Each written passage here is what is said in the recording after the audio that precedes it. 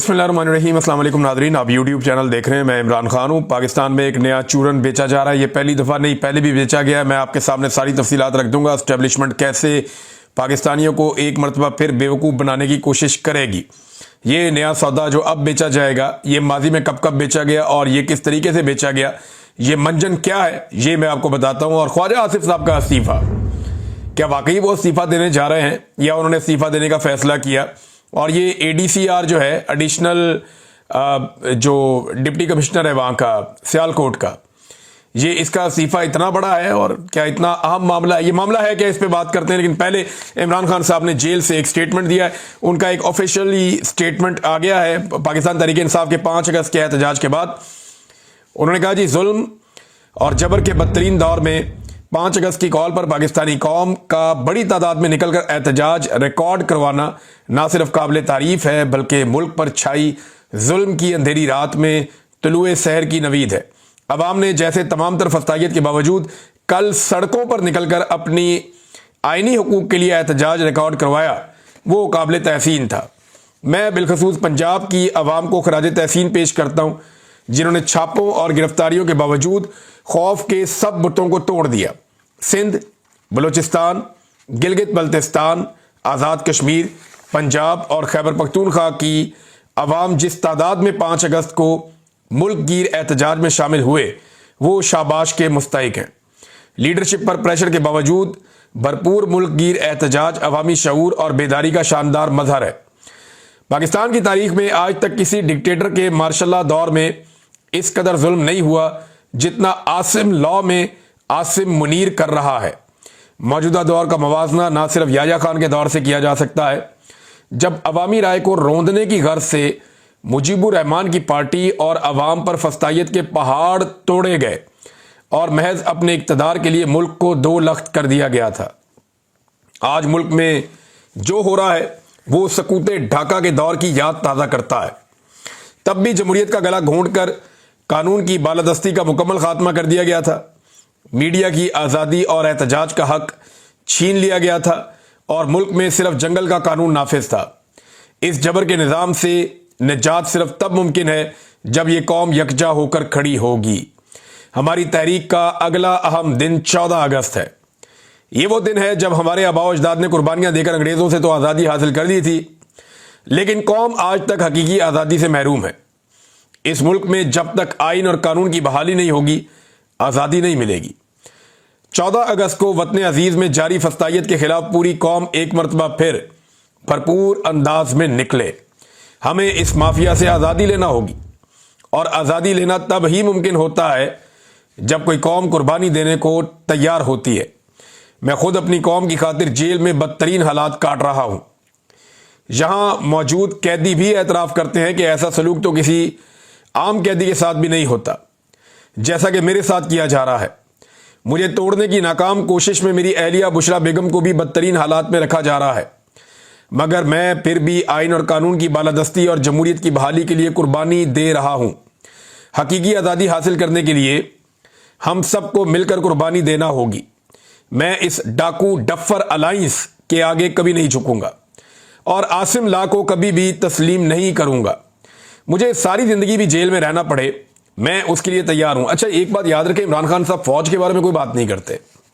वो फौज को बुरा नहीं कह रहे, बल्कि वो कई दफा कहते हैं कि मुल्क भी मेरा, फौज भी मेरी। वो आसिम मुनीर के खिलाफ बात करते हैं और वो फौज को और आसिम मुनीर को अलग अलग रख के देखते हैं। जो मैंने समझा इमरान खान साहब के पिछले चंद ट्वीट्स में, मुझे यह समझ आया कि इमरान खान साहब अब आसिम मुनीर को और फौज को 2 अलग अलग एंटिटीज देखते हैं। उन्हें लगता है कि वो फौज को, बल्कि वो कहते भी हैं कि फौज के इदारे को तबाह कर रहे हैं आसिम मुनीर साहब और नुकसान पहुंचा रहे हैं। यही बात जो है वो उसने भी की थी गंडापुर साहब ने, लेकिन बाद में उन्होंने बात को ट्विस्ट दे दिया। याद रखें कि बहादुर कौमों को दुनिया में कोई ताकत शिकस्त नहीं दे सकती। तमाम पाकिस्तानी जेल जाने का खौफ अपने दिल से निकाल दें। मेरा तहरीक इंसाफ के जिम्मेदारान को भी खसूसी पैगाम है कि अपने दिलों से जेल का डर निकाल कर लोगों की क़यादत करें और जमहूर की आवाज़ पर लब्बैक कहते हुए क़यादत फराहम करें। खैबर पख्तूनख्वा में ऑपरेशन सिर्फ और सिर्फ तहरीक इंसाफ को कमज़ोर करने के लिए हो रहा है। ऐसा ही ऑपरेशन ANP के दौर में भी किया गया था और मुशर्रफ दौर की नाकाम पॉलिसियों को अपना कर ANP खैबर पख्तूनख्वा में ख़त्म होकर रह गई। मेरा हमेशा यह मौक़िफ़ रहा है कि फौजी ऑपरेशन किसी मसले का हल नहीं होता, बल्कि इससे दहशतगर्दी, नफरत और तबाही मजीद फैलती है।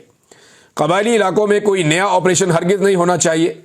वहाँ के मसाइल का हल मकामी और अवाम के मुंतखब नुमाइंदों की बातचीत से ही मुमकिन होगा।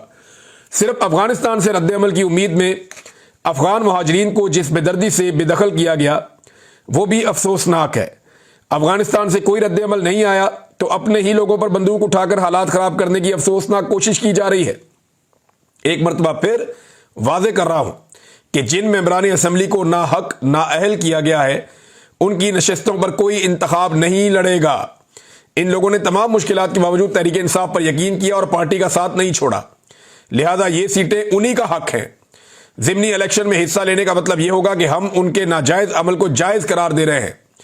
ज़िमनी इलेक्शन में हिस्सा लेना हमारे लोगों की कमर में छुरा घोंपने के मुतरादिफ होगा। अच्छा, ये बात तो किसी ने सोची नहीं थी, इमरान खान साहब ने कही है कि भाई जिन लोगों ने वफादारी की, जैसा कि सरताज गुल वजीर है, जैसा कि साहबजादा हामिद रजा है, या बाकी लोग हैं जो पाकिस्तान तहरीक इंसाफ के शिबली फराद, उमर अयूब साहब बहुत बड़ा नाम है और बहुत बड़ा सियासी नाम है, साथ में इमरान खान साहब का उन्होंने बहुत मुश्किल में साथ दिया। अगर इनकी जगह पे दूसरे उम्मीदवार खड़े किए जाएंगे तो ये तो इनकी पीठ में छुरा घोंपने के मुतरादिफ होगा कि जनाब आपने अपनी लड़ाई लड़ ली, आपको फारिग कर दिया गया तो हमने भी आपको फारिग कर दिया। ये बड़ी गहरी बात इमरान खान साहब ने की है। आइन और कानून की बहाली के लिए कामयाब ऑल पार्टीज कॉन्फ्रेंस के इनेकाद, कौमी डायलॉग के आगाज और अहम कौमी मसाइल के हल पर मुतफ़िक़ा तजावीज़ पेश करने पर तमाम शुरका और ऑर्गेनाइजर खसूसन तहरीक तहफ़्फ़ुज़ आइन के ओहदेदारान मुबारकबाद के मुस्तहिक हैं। ये इमरान खान साहब ने जेल में बातचीत की और इस बातचीत को ऑफिशियली पाकिस्तान तहरीक इंसाफ ने ट्वीट कर दिया। अब आ जाए नाज़रीन उन खबरों की तरफ जो फैलाई जा रही हैं और जो फैल रही हैं। जाहिद गिशकोरी साहब की खबर देख लें, फिर यह खबर मोहम्मद मालिक साहब ने दी, फिर कुछ और लोगों ने भी दी। मोहम्मद मालिक साहब फरमाते हैं कि 2 लिस्टें बन रही हैं और ये लिस्टें जैसे उन्होंने बात की तो उनसे अंदाज़ा होता है कि वो एस्टेब्लिशमेंट की बात कर रहे हैं। जून और जुलाई में 2 बड़ी अहम मीटिंग्स हुई और ये बड़ी अहम शख्सियत ने मीटिंग की। अहम शख्सियत पाकिस्तान में आर्मी चीफ होता है और कोई अहम नहीं होता। तो बहरहाल ये तो अब वो बता सकते हैं, लेकिन पाकिस्तानी मीडिया पे आप नाम नहीं ले सकते ना। तो उन्होंने कहा जी, उन्हें बताया गया कि 2000 अरब से ज़ायद पिछले 2-3 सालों में करप्शन हो गई है। ये 2-3 सालों में, जब से आर्मी चीफ हैं आसिम मुनीर साहब और जब से रिजीम चेंज ऑपरेशन किया था जनरल बाजवा ने, तब से लेकर अब तक 2000 अरब से ज़ायद की करप्शन होगी। उनको ये बताया गया।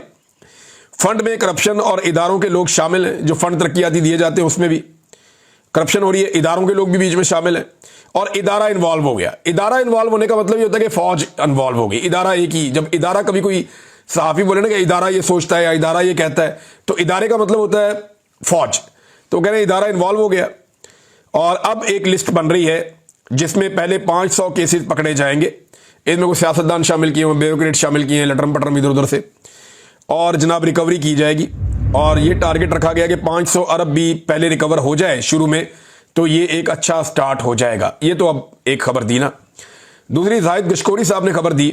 उनकी खबर के मुताबिक पाकिस्तानी हुकूमत को 58,000 पाकिस्तानियों के बारे में डाटा मिल गया, जिनके बैरून मुल्क असासे, अकाउंट्स हैं और जायदादें। इन असासों की कुल मालियत 8 अरब डॉलर है और ये 58 ममालिक में फैले हुए हैं। हाजिर और रिटायर्ड सरकारी अफसर भी इस फहरिस्त के अंदर शामिल हैं, जिनकी तादाद 750 है।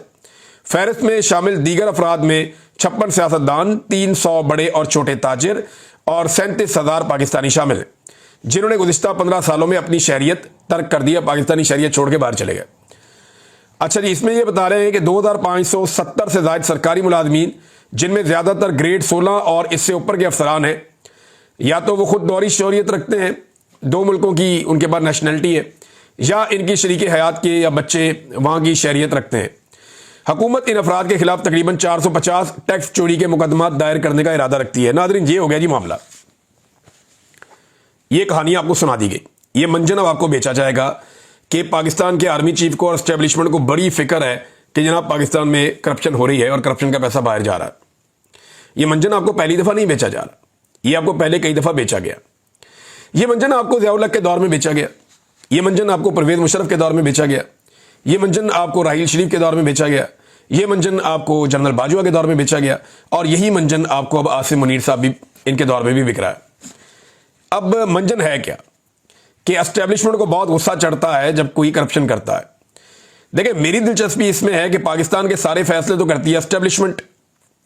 हर इदारे के ऊपर काबिज कौन है? एस्टेब्लिशमेंट। हर जगह पे बैठा हुआ कौन है? एस्टेब्लिशमेंट। नैब को कौन करता है कंट्रोल? एस्टेब्लिशमेंट। जितने इदारों में करप्शन हो रही है वो एस्टेब्लिशमेंट की नाक के नीचे हो रही है। तो जिस वक्त करप्शन हो रही थी, जब मीडिया बता रहा था, तब इनके कानों पे जूं तक नहीं रेंगी। अब अचानक से इनको करप्शन क्यों याद आ गई, ये सोचने वाली बात। एक बात जिसके ऊपर मुझे पूरा यकीन है कि करप्शन को लेकर मिलिट्री एस्टेब्लिशमेंट के अंदर जरा सा भी रद्द-ए-अमल नहीं है, इतना सा एक टके का रद्द-ए-अमल नहीं है। उसकी वजह यह है कि अगर इन्हें करप्शन बुरी लगती तो ये आसिफ अली जरदारी और नवाज शरीफ के केसेस माफ करवा के उन्हें इक्तदार में कभी ना लेकर आते। अगर इन्हें करप्शन बुरी लगती तो ये NRO 1 और NRO 2 दोनों NROs कभी ना देते। और ये दोनों NROs किसने दिए? मिलिट्री एस्टेब्लिशमेंट ने दिए। एक दफा मुशर्रफ दौर में हुआ, एक दफा बाजवा के और आसिम मुनीर साहब के दौर में हुआ। तो इसको आप ज़हन में रख लें कि पाकिस्तान की मिलिट्री एस्टेब्लिशमेंट करप्शन को अप्रिशिएट कर सकती है, करप्शन के बिल्कुल खिलाफ नहीं है। वो करप्शन को बुरा नहीं समझते, वो बुरा समझते हैं कि कोई अकेला करप्शन करे, या उन्हें बुरा लगता है कि कोई करप्शन करे और फिर बात भी ना माने। यानी अगर उनकी बात मानते रहे, आप करप्शन करते रहे, प्रॉब्लम ही कोई नहीं है। मुझे खुद मिलिट्री एस्टेब्लिशमेंट के एक बंदे ने यह कहा था कि हमें वो आदमी सूट करता है जो करप्ट होता है, क्योंकि उससे हम बड़े आराम से अपना काम करवा लेते हैं। जो बंदे ईमानदार होते हैं और जिनके अंदर ज्यादा हुब्बुल वतनी का वो भरा हुआ होता है जज्बा, वो हमारे काम नहीं आ सकते। मुझे खुद कहा था और सीनियर ऑफिसर ने कहा था। अब नाज़रीन, मामला यह है कि ये जो करप्शन की कहानी सुनाई जा रही है, ये क्यों सुनाई जा रही है? ये आपको सिर्फ एक मंजन बेचा जा रहा है, और ये पहली दफा नहीं है। ये नून लीग का और मिलिट्री एस्टेब्लिशमेंट का तरीका वारदात है। एक खबर सुनाता हूं आपको। 9 मई तो आपको याद होगा, 9 मई 2023। लेकिन आज आपको एक और 9 मई मैं याद करवाता हूं, और ये है 9 मई 2014, यानी आज से 11 साल पहले 9 मई। उस 9 मई पे इसहाक डार साहब ने कौम को यह बताया था, जुम्मे का दिन था, और पार्लियामेंट के अंदर उन्होंने बताया था कि पाकिस्तानियों के 200 अरब डॉलर्स पड़े हुए हैं स्विस बैंकों के अंदर। अब तो ये कह रहे हैं ना 8 अरब डॉलर, यानी जितनी औकात होती है उतनी बड़ी बात करता है लोग। उस दौर में जरा एस्टेब्लिशमेंट और हुकूमत को लगता था बहुत पैसा। अभी बेचारे 1-1 अरब डॉलर के लिए तरस रहे हैं, तड़प रहे हैं, बेचारे पैसा ही नहीं है इनके पास अपना। तो अब 8 अरब डॉलर पे आ गए। वो 200 अरब डॉलर स्विस बैंकों में पड़ा हुआ था डार के मुताबिक। अब कहते हैं जी 8 अरब डॉलर है जो बाहर पड़ा हुआ पाकिस्तानियों का, हमने लेकर आना है वापस। तो ये 200 अरब डॉलर कहां गया? ये तब भी चूना बेचा गया था पाकिस्तानियों को, और चूना लगाया गया था, चूरन बेचा गया था। स्विस बैंकों से 200 अरब डॉलर वापस लाएंगे। हुकूमत का कौमी असेंबली में ऐलान। 2014 में नवाज शरीफ की हुकूमत, इसहाक डार वजीर खारजा और राहील शरीफ था गालिबन उस वक्त, हाँ राहील शरीफ ही था उस वक्त, आर्मी चीफ था। तो उस वक्त जनाब ये फैसला हुआ कि इन बैंकों में रकूम जमा करवाने वालों के नाम और अकाउंट की तफसीलात हासिल करने के लिए स्विट्जरलैंड और पाकिस्तान के दरमियान टैक्स मुआहदे में तरामीम के लिए 26 अगस्त को मुज़ाकरात होंगे। ना मुज़ाकरात हुए, ना किसी का नाम आया, ना कुछ पता चला। बाद में पनामा पेपर्स के अंदर पता चला कि इधर तो जनाब पनामा लीक्स हो गई है। यहां पे तो जो है वो एक और जो है वो बरतानिया के अंदर जो है वो बेनामी प्रॉपर्टीज निकल आई हैं।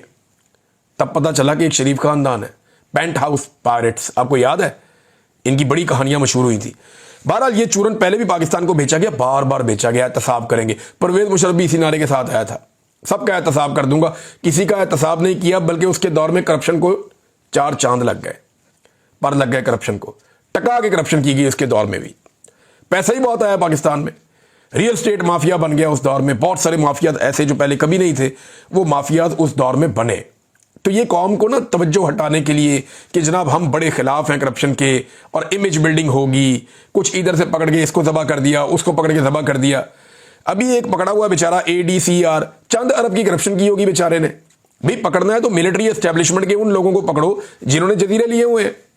मिलिट्री एस्टेब्लिशमेंट के उन लोगों को पकड़ो जिनके नाक के नीचे करप्शन होती है, और आज तक उनसे पूछा नहीं गया कि जनाब ये करप्शन आपके नाक के नीचे होती है, पैसा कहां से आता है। जरा नाम निकाले ना उन लोगों के, पता करें कि उन लोगों ने कितना पैसा बनाया। और बाहर के खाली ब्यूरोक्रेट जाके रहते हैं। मिलिट्री एस्टेब्लिशमेंट के लोग जो रिटायर हो जाते हैं वो जाके बाहर नहीं रहते, वो भी रहते हैं। बाकी बहुत सारे लोग हैं और वो भी बाहर जाके रहते हैं, वहां जाके शहरियत ले लेते हैं, क्योंकि इनके पास लूट का माल बहुत ज्यादा होता है। काम तो करना नहीं पड़ता, बाकी जिंदगी गुजारते हैं याशी में बीवी बच्चों के साथ। बहरहाल एक ADCR जो है उसको सरकारी ऑफिसर को गिरफ्तार किया गया। और ये जो सरकारी ऑफिसर है ये जनाब अली गिरफ्तार होता है सियालकोट से। पहली खबर इसकी आती है, मोहम्मद उमैर साहब देते हैं, जर्नलिस्ट हैं। शुरू में मैं 2 अगस्त की खबर है उनकी। वो ये कहते हैं सियालकोट के हुकूमती हल्के के हरदिल अजीज RO, ये RO भी थे, रिटर्निंग ऑफिसर थे अहम तरीन हल्के के। तो ये आंखों के तारे हैं ना ख्वाजा आसिफ वगैरह इस तरह के लोगों के। तो जनाब ये क्योंकि RO थे और फिर आपको पता है रिहाना डार साहबा के साथ क्या हुआ, बाकी लोगों के साथ क्या हुआ वहां पे, और इस किस्म के लोगों ने ही किया। जो यास्मीन राशिद साहबा के साथ हुआ लाहौर में, इसी किस्म के लोगों ने किया। जो आलिया हमजा साहबा के साथ हुआ, इसी तरह के लोगों ने किया कि इधर का इलेक्शन उधर कर दिया। जो कुछ मरियम नवाज को इलेक्शन जितवाने के लिए महर शराफत के खिलाफ हुआ, इसी तरह के लोगों ने किया। तो जनाब ये भी एक शख्सियत थे और इनको जनाब गिरफ्तार किया गया करप्शन के मामले पर। एंटी करप्शन ने 5 रोज का रिमांड हासिल कर लिया। एक जिले में करप्शन का ये लेवल है, पूरे सूबे में कितनी करप्शन होगी उन्होंने खबर दी थी। अब जनाब पता चलता है कि एक सूबाई और वफाकी वजीर जो है वो मुश्किल में आ गया। पहले यह खबर आती है इस आदमी के गिरफ्तार होने के बाद, और फिर पता चलता है कि करप्शन का मामला करोड़ों का नहीं अरबों का है। तो चलो अरबों इसने खा लिए तो क्या हुआ, बेशुमार लोग अरबों खाते हैं। भाई जितने लोगों से आपने 2 नंबर काम करवाया, पाकिस्तान की मिलिट्री एस्टेब्लिशमेंट ने इनसे जाली फॉर्म 47 लिए थे ना RO से। तो जिन्होंने जाली फॉर्म 47 लिए RO से, वो है ना रिस्पॉन्सिबल, क्योंकि इन्होंने तो जालसाजी कर दी। अब तो ये ब्लैकमेल करेंगे, पैसा बनाएंगे। इनको पता है पाकिस्तान में रखा ही कुछ नहीं है, हमने पूरा का पूरा इलेक्शन उल्टा दिया है। इस मुल्क के अंदर तो जीना भी मुश्किल है, इस मुल्क के अंदर रहना भी मुश्किल है। इन RO से बेहतर किसी को नहीं पता, जिन्होंने अपने हाथ से पूरी तबाही फेरी है। वो कभी इस मुल्क में रहना चाहेंगे, वो फटाफट पैसा लपेट के मुल्क से भागना चाहेंगे, और इसीलिए सबने अन्नी पाई हुई है। अब जनाब जुबैर अली खान साहब ने खबर दी इस बारे में। उन्होंने कहा जी कि ख्वाजा आसिफ ने इस्तीफा दे दिया इस बारे में, और ये रोला पड़ गया। और ये बहुत सारे और भी साहब ये क्लेम कर रहे थे कि ख्वाजा आसिफ साहब ने कहा जी इस बंदे को फौरी तौर पे रिहा किया जाए, और इसका रिमांड अब मुकम्मल हो रहा है। देखना यह है कि आज के दिन में इसको रिहाई मिलती है या नहीं मिलती। अगर रिहाई मिलती है तो पता चल जाएगा कि क्या होता है, रिहाई नहीं मिलती तो पता चलेगा फिर क्या होता है, या इसके लिए क्या सहूलत पैदा की जाती है। बहरहाल इसको गिरफ्तार जो है वो एंटी करप्शन ने किया है पंजाब में। तो यहां पे पंजाब हुकूमत और वफाकी हुकूमत का भी मामला है। और कुछ लोग कहते हैं ख्वाजा आसिफ ने जाकर नवाज शरीफ से मुलाकात भी की है, और अपना इस्तीफा भी डॉक्टर तौकीर शाह को भिजवा दिया गया है। और यह कहा गया है मोहम्मद जुबैर साहब के बकौल के ADCR को रिहा करवाएं या इस्तीफा मंजूर कर लें। ख्वाजा आसिफ साहब ने इसके ऊपर रद्देमल देते हुए कहा नहीं जी नहीं, ये ख्वाहिश है, ये खबर नहीं है, और उन्होंने इसकी तरदीद की है ख्वाजा आसिफ साहब ने। लेकिन यही ख्वाजा आसिफ साहब अभी एक दिन पहले कह रहे थे कि ब्यूरोक्रेसी ने करप्शन कर करके पाकिस्तान की तबाही फेर दी, सियासतदान तो सिर्फ झूठा खाते हैं और मुंह काला करते हैं अपना। इस पे औरिया मकबूल जान साहब ने कहा कि ख्वाजा साहब ये ब्यूरोक्रेसी की वो नस्लें हैं जिन्होंने 80 की दहाई में बददियानती और सियासी दड़ेबंदी आपके कायद नवाज शरीफ की रहनुमाई में शुरू की। आप जरूरतमंद बने और एक एक का नाम लें और इनके असासों की सरेआम तहकीकात का आगाज करें। मैं सबसे पहले खुद को तहकीक के लिए पेश करता हूं। आपके कायद और बेनजीर जरदारी ने करप्शन और सियासी वफादारी की जो फसल बोई है, यह मुल्क इसी वजह से आज बर्बाद है। यही इन्होंने सारे इदारों के साथ किया, एंड में फौज के साथ भी यही कर रहे हैं, कोशिश कर रहे हैं। यानी अभी नया जर्नल आने लगता है तो वो बातें हो रही होती हैं, ये उसका आदमी है, ये उसका आदमी है, इसके जरदारी के साथ अच्छे ताल्लुकात हैं, ये बंदा न्यूट्रल लगता है, इसके अमेरिका के साथ अच्छे ताल्लुकात हैं, ये वाला बंदा जो है ना ये इस पार्टी का बंदा है। यानी ये पहले से बातें हो रही होती हैं। सहाफी हो गए, सियासतदान हो गए, अपनी पसंद नापसंद को वहां पे बयान कर रहे होते हैं पहले से ही। तमाम इदारे पाकिस्तान के पॉलिटिसाइज हो गए, और ये कारनामा नवाज शरीफ और जरदारी साहब ने मिलकर किया, पीपल्स पार्टी और नून लीग ने। तो नाज़रीन ये भी चुनाव अब आपको लगाया जाएगा कि एस्टेब्लिशमेंट जो है वो अब करप्शन के खिलाफ है। तो आपने ये वाली खबर इस कान से सुननी है और इस कान से निकाल देनी है, क्योंकि अगर ये खिलाफ होते ना करप्शन के तो इन सारे लोगों को NRO 2 देकर इक्तदार में लाकर ना बिठाते, जिनकी करप्शन की कहानियां सुन सुन के और पढ़ पढ़ के हम लोग बड़े हुए हैं, और आज तक ये साबित नहीं कर सके, मनी ट्रेल नहीं दे सके अपने मामलात के। ये दुनिया के अमीर तरीन लोग बने हुए हैं, इस खित्ते में इतना पैसा किसी के पास नहीं है। बहरहाल नाजरीन और खबरें हैं मेरे पास पाकिस्तान से, लेकिन एक खबर मैं आपको देना चाहूंगा इंटरनेशनली, और वो खबर है मोदी और ट्रंप के मामले की। ट्रंप ने इंडिया के ऊपर मजीद इजाफी 50% टैरिफ कर दिया है। यानी पहले 25% टैरिफ लगाया था, अब 25% और लगा दिया है। अब ये इंडिया के ऊपर बहुत बड़ा बोझ है। इंडिया की अमेरिका के साथ बड़ी कामयाब तिजारत है और उसमें इंडिया बहुत पैसा बनाता है। लेकिन ये डोनाल्ड ट्रंप ने इंडिया को हथौड़ा मारा। वो ये चाहता है कि रशिया के साथ इंडिया बिल्कुल कारोबार ना करे और उनसे तेल ना खरीदे, उनके साथ मामलात ना करे। और इंडिया रशिया के साथ कुछ दफाई मुआहदे भी कर रहा है। अमेरिका के दिमाग में ये था कि इंडिया मुआहदे करेगा अमेरिका के साथ और चीज़ें खरीदेगा अमेरिका से, हथियार भी लेगा अमेरिका से, तो इसमें अमेरिका को पैसे मिलेंगे और उसके बदले में अमेरिका इंडिया पे एक मुनासिब सा टैरिफ लगा देगा पाकिस्तान की तरह, तो दोनों को फायदा हो जाएगा और अमेरिका उसमें बड़ा फायदा कमा लेगा। लेकिन इंडिया ने कंप्रोमाइज़ नहीं किया इस बात पे। उन्होंने कहा जी हमारी आज़ाद खारजा पॉलिसी है।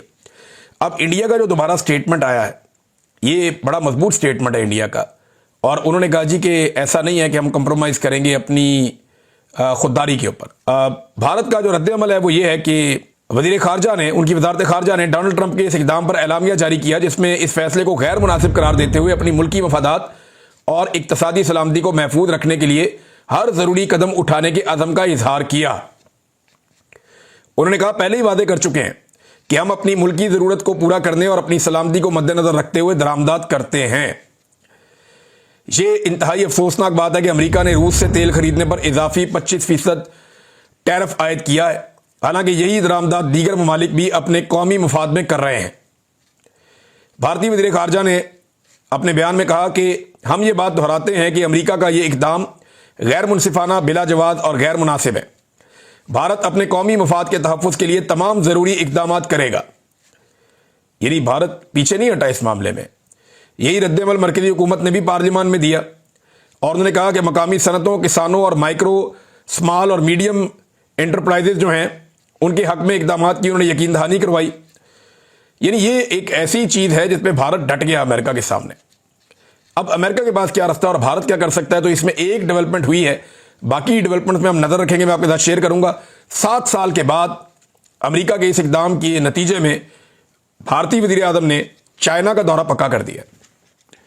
यानी 7 साल हो गए इंडियन वज़ीर आज़म नरेंद्र मोदी चाइना नहीं गए, लेकिन अब उन्होंने फैसला किया कि वो चीन का दौरा करेंगे। 31 अगस्त से वो अपना ये दौरा शुरू करने जा रहे हैं। चीन जाएगा भारतीय वज़ीर आज़म, ये बड़ी डेवलपमेंट है। तो ये जो है